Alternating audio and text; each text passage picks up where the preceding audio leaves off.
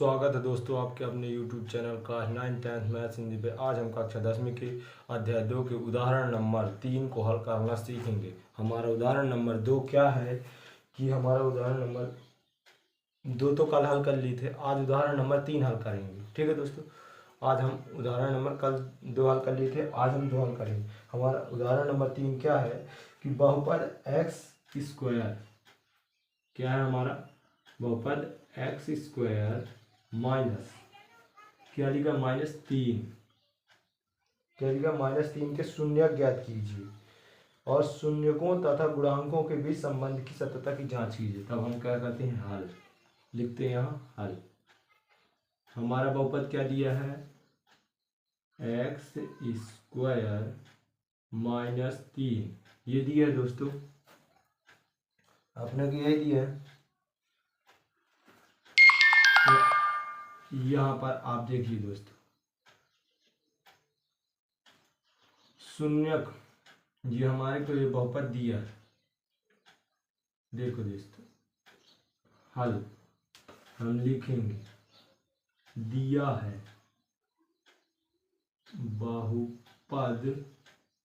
बहुपद को क्या करते हैं, पी और एक्स से दर्शाते हैं। तो पी एक्स बराबर क्या लिखेंगे, एक्स स्क्वायर -3। ये अब जब शून्य ज्ञात करना होता है तो बहुपद के बराबर में 0 लिखना पड़ता है। तो हम क्या करेंगे, पी एक्स बराबर 0 लिखेंगे। अपने को पी एक्स का मान क्या दिया है, एक्स स्क्वायर।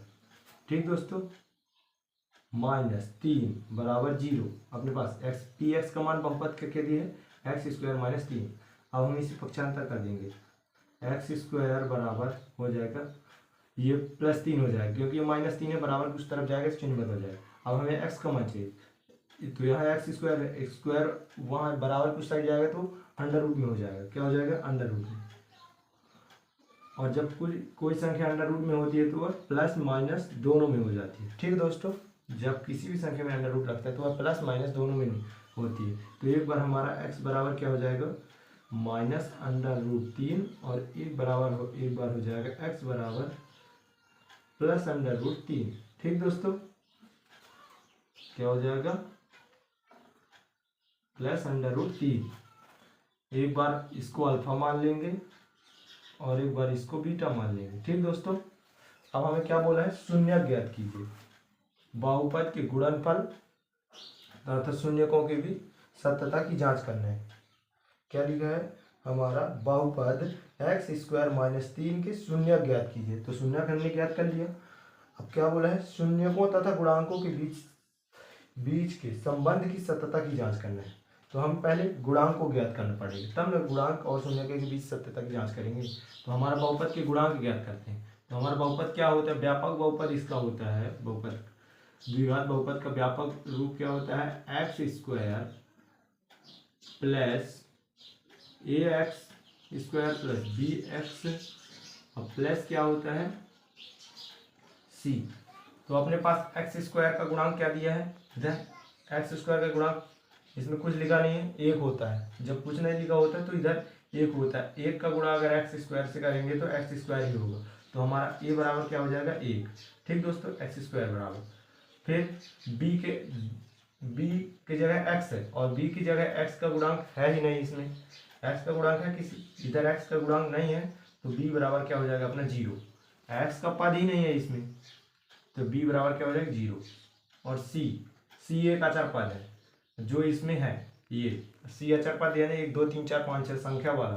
तो हमारा c बराबर क्या हो जाएगा, यहाँ क्या है 3, ये जो कि आगे माइनस हो जाएगा, हो जाएगा हमारा -3।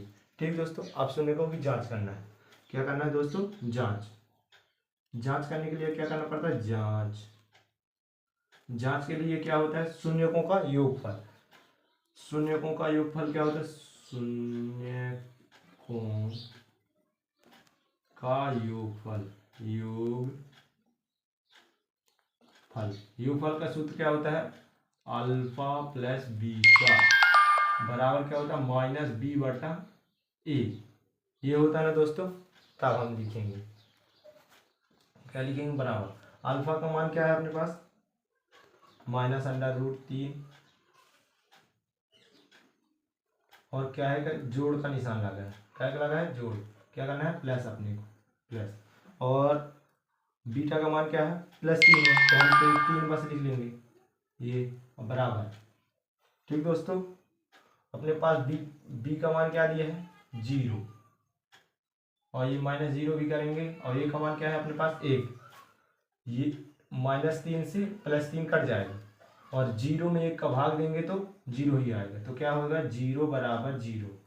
ये हमारे शून्यकों की जांच हो गई।